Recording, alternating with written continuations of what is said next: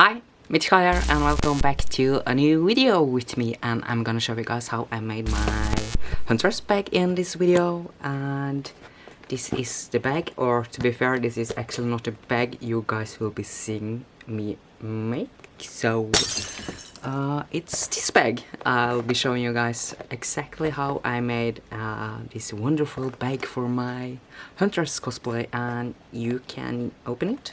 Not really that cute, to be honest. And here are the straps for the belt and all of that. So I'm gonna show you guys how I made my bag.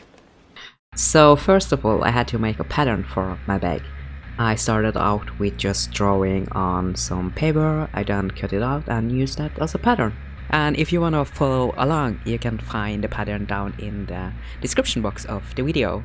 And it's free, so if you want to use it, you can totally use it for free and make your own bag and tag me if you so choose to make it. But anyway, so the bag is made out of foam, so I'm mainly using 5mm EVA foam for the whole bag. And I had to cut out the pieces, find out what piece to glue first for a better result. And you can see how I glued the pieces together. And the last piece I glue on is the piece that goes around on the top.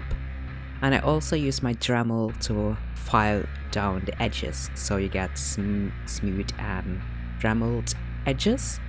And I also go over with my heat gun after I Dremel it, just to get rid of some excess foam dust. And Huntress is a killer from the game Dead by Daylight, and she is muddy and messy and got a lot of blood splatter all over.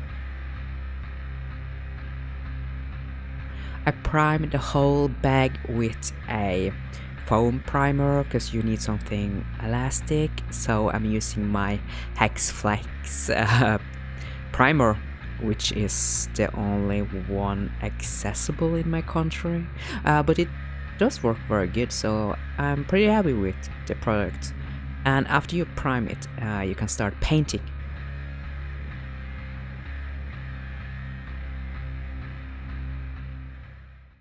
After I have primed it, I go over with a base color, and I really needed a base color on the bag because you will be seeing that through the paint job I will be doing later on. So I'm finally done with the priming process, and I went over with the black one you guys have seen before, the foam primer, and then I also went over with just a grey acrylic as like a base color. And I also had to take this part off because it's too big, and it's still too big, but I did take this off. I had to rip it off and all of that, and then I cut the top half a centimeter, but I think I should have cut off like actually a whole centimeter and not just a half. And if I cut another half, I think it might be good, but since I already took it off and I sanded it again, and I had to prime like the spot I had sanded, I think it looks like okay though, considering I did rip it off and sand it after I was finished.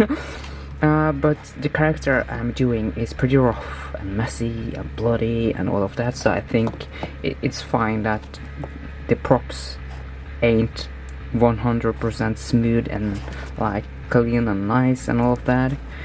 So it's gonna work anyway, and I'll just have to do with it being a tiny bit too big, which is actually really annoying.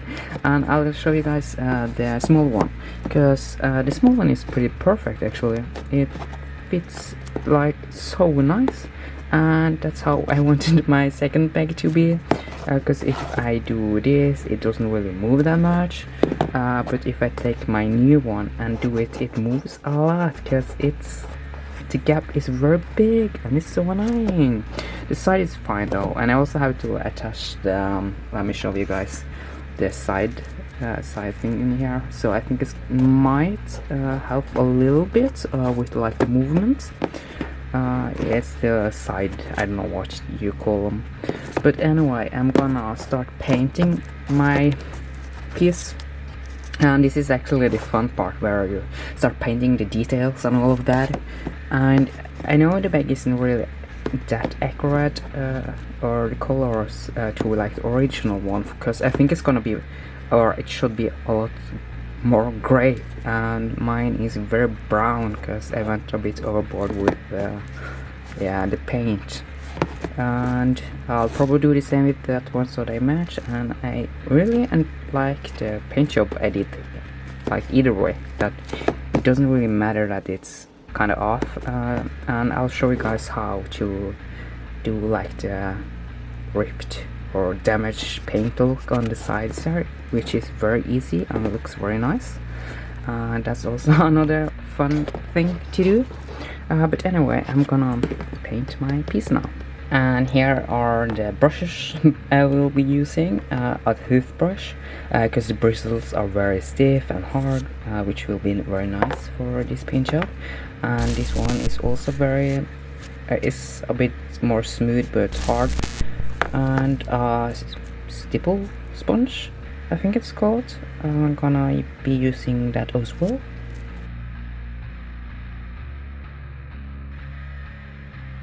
And here you can see me taking the paint. I don't add any water, and I'm using a toothbrush. And the reason why I'm using a toothbrush is because of the bristles are hard, and that's what I want. And there's a lot of bristles, and I just scrub the paint around. And I want it to look like that because it gives an effect of it looking old and worn and dirty, and that's the effect I want. And you just rub the paint all over. And I also try to use different methods where I use my stipple sponge to add some paint and then scrub it out with my toothbrush. But I mainly use my toothbrush for the bag, as well as I used my stipple brush a tiny bit, but not really that much, to be honest. And the end results look really nice. And here is the magic trick I will be showing you guys, because you just use your stipple brush and you add like the liquid mask on top, and then you paint, and when you rip or rub the mask off, you'll get this effect, which is very nice. But I'll show you guys how you do it. And I use my stipple sponge to add the mask, and you see the very tiny tiny dots. They are really hard to get off, so that was a tedious job, but I think I got everything off. The bigger ones are easier to get off, but tiny ones super hard. But the result looks really nice, and you don't really get that same effect if you try to paint it. I also had to paint our edge around the whole bag, so I start out with using the same like green brown muddy color as I used on the bag, and I do that as a primer, so you don't have a lot of gray spilling through the tape, but you will still get some through it. And I just went over and cleaned the edges when I was done, so the result would look a tiny bit better.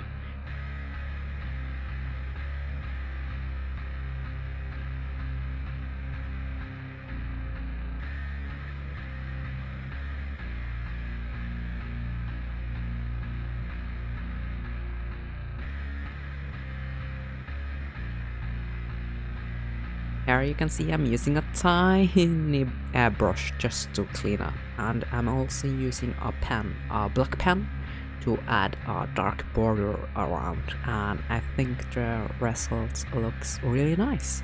So I'm very happy with my bag.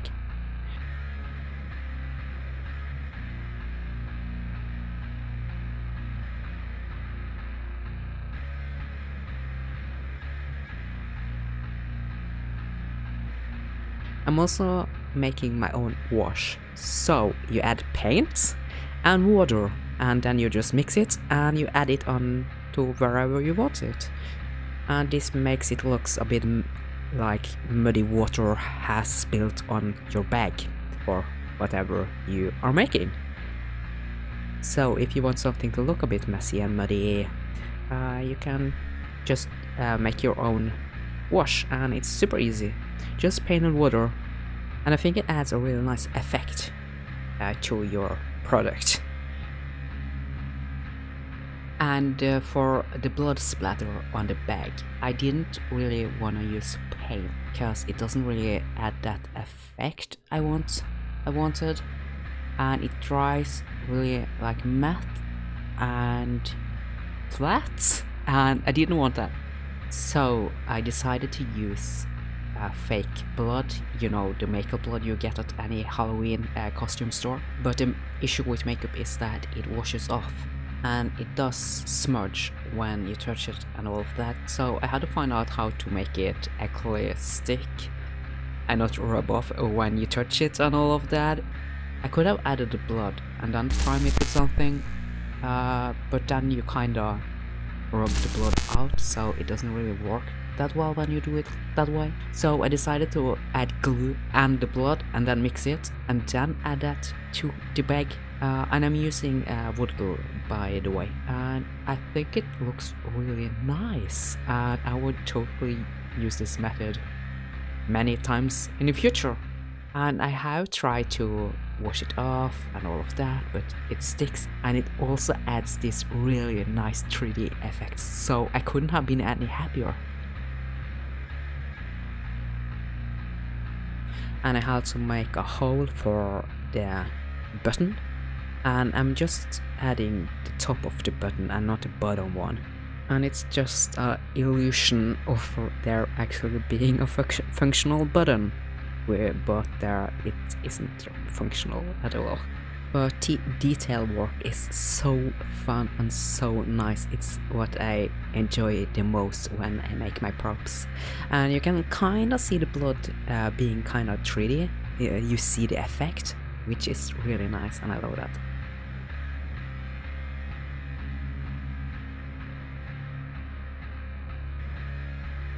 I had to glue the button on. I don't really know why I had to do it, but it wouldn't stick, so I just glued it on. And it does stay on, so it's fine. And since it's just as like an illusion and not an actual functional button, it's totally fine.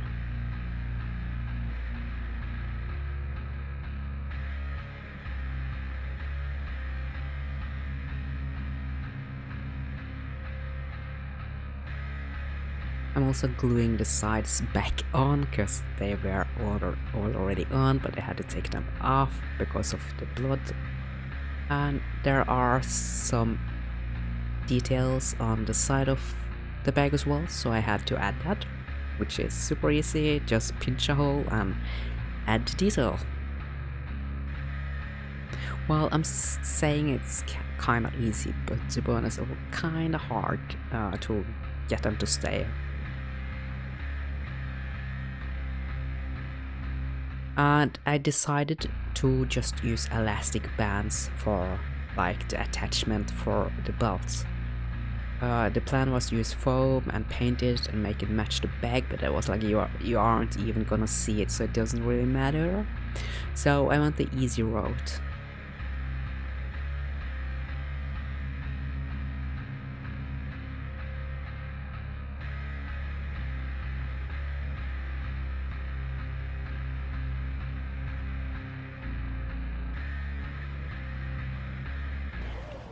And voila, the bags are done, and I'm really happy with how that turned out, to be honest. And I just really love the blood and everything.